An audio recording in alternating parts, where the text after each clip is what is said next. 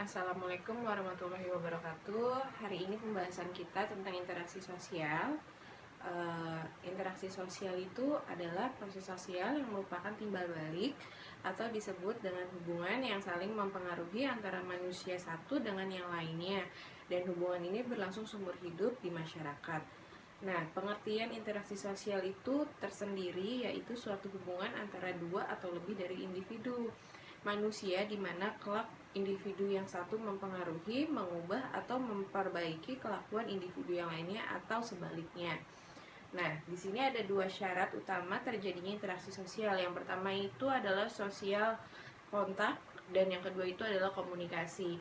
Kalau misalkan interaksi sosial itu biasanya terjadi di masyarakat, kita itu saling berkontakan atau berkomunikasi satu sama lain. Itu yang disebut dengan interaksi sosial.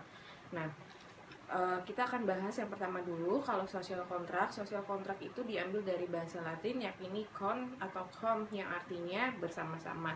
Jadi interaksi sosial itu nggak sendiri, bersama-sama. Balik lagi, interaksi sosial adalah hubungan antara dua atau lebih dari individu gitu.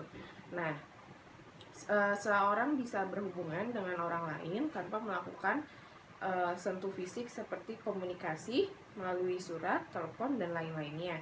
Jadi, kontak sosial adalah aksi kelompok atau individu yang wujudnya dalam bentuk isyarat. Nah, kita bahas yang kedua, yaitu komunikasi. Komunikasi merupakan tindakan yang dilakukan seseorang untuk menyampaikan pesan kepada orang lain, dan orang tersebut akan memberikan sinyal dari pesan tersebut dengan menunjukkan perasaan atau perilaku.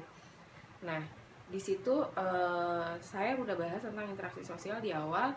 Nanti selanjutnya akan dibahas kembali oleh Bapak Iksan. Terima kasih sebelumnya. Assalamualaikum warahmatullahi wabarakatuh. Assalamualaikum anak-anak. Di sini Bapak memperkenalkan diri Bapak. Nama Bapak Syamsuddin. Kalian bisa manggil Bapak Syam. Bapak ingin menjelaskan atau melanjutkan materi dari Ibu Hani dan Bapak Iksan yang telah disampaikan tadi. Ini Bapak ingin menjelaskan tentang jenis-jenis interaksi sosial Gilin dan Gilin. Gilin menjelaskan ada 3 interaksi sosial, yaitu interaksi antar individu, interaksi antara individu dengan kelompok, interaksi antara kelompok. Untuk interaksi antar individu, yaitu interaksi yang dilakukan paling kecil ya, interaksi sosial paling terkecil yang dilakukan atau melibatkan satu individu dengan individu lainnya, dan mereka melakukan kontak. Nah, contohnya seperti obrolan atau bertemu tetangga atau bertemu teman di jalan. Jadi satu orang dengan satu orang mereka bertemu dan melakukan kontak atau interaksi. Di situ disebut interaksi antar individu. Yang kedua adalah interaksi sosial dengan kelompok. Jadi di sini interaksi ini membutuhkan minimal 3 orang dan mereka bertemu dengan individu lepas ya, dan mereka melakukan interaksi sama, dan itu contohnya seperti seminar atau stand up komedi di mana ada satu orang bertemu atau berinteraksi dengan satu kelompok seperti itu. Yang ketiga ada interaksi antar kelompok. Interaksi ini terjadi ketika ada 2 kelompok yang mereka saling bertemu dan melakukan interaksi. Pada interaksi ini, masing-masing anggota kelompok bukan lagi berinteraksi secara individu, namun sudah menyangkut kelompok ya, sudah menyangkut kelompok. Contohnya seperti rapat atau pertemuan-pertemuan partai. Nah, seperti itu. Jadi satu kelompok ketemu dengan satu kelompok. Yang tadi adalah jenis-jenis interaksi sosial ya, yang terjadi antara 3 itu. Seperti interaksi antara individu, interaksi antara individu dengan kelompok, dan kelompok dengan kelompok. Dan sini juga ada faktor-faktor yang mempengaruhi interaksi sosial. Di sini ada yang tahu faktor-faktor apa saja yang mempengaruhi interaksi sosial? Nggak ada ya? Atau lupa? Oke, di sini ada imitasi. Imitasi adalah dapat berupa dorongan individu dengan kelompok dan melaksanakan perbuatan-perbuatan yang baik. Seperti itu. Yang kedua ada sugesti. Sugesti itu sendiri dapat terjadi bila individu mempunyai pengaruh yang besar. Contohnya seperti orang itu berwibawa atau bersifat otoriter kayak gitu. Dan selanjutnya ada identifikasi. Dalam psikologi berarti dorongan untuk menjadi identik atau menjadi sama dengan orang lain ya. Secara lahiriah maupun batiniah seperti itu.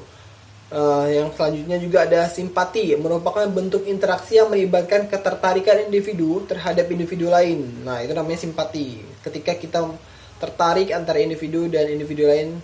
Nah, dorongan utamanya pada simpati ini adalah keinginan untuk memahami pihak dan bekerja sama. Dan yang terakhir ada empati dan motivasi.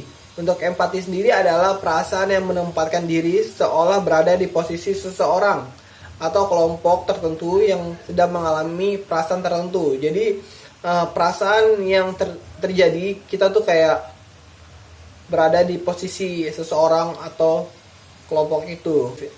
Nah, yang terakhir ada motivasi ya. Di sini bisa disebut dorongan atau motivasi. Di sini bisa terjadi antara individu dengan individu, individu dengan kelompok maupun kelompok dengan kelompok. Ya, untuk melakukan motivasi. Di sini udah yang paham?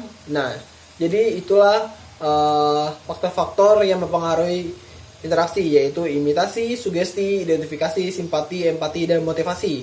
Dan nah, itulah faktor-faktor yang mempengaruhi intersosial. Dan di sini Bapak juga ingin mengakhiri pertemuan kita tentang materi interaksi sosial yang telah Bapak jelasin, Bapak Iksan dan Ibu Hani. Jadi pengertian interaksi sosial adalah suatu hubungan antara dua atau lebih individu manusia di mana melakukan individu yang satu mempengaruhi, mengubah atau memperbaiki kelakuan individu yang lain atau sebaliknya, seperti itu. Jadi proses sosial di sini juga merupakan interaksi yang timbal balik, disebut sebagai hubungan yang saling mempengaruhi antar manusia yang satu dengan lainnya, dan hubungan ini berlangsung seumur hidup di dalam kehidupan masyarakat. Oke. Terakhir adalah Bapak ingin mengucapkan semoga kalian sehat selalu dan assalamualaikum warahmatullahi wabarakatuh.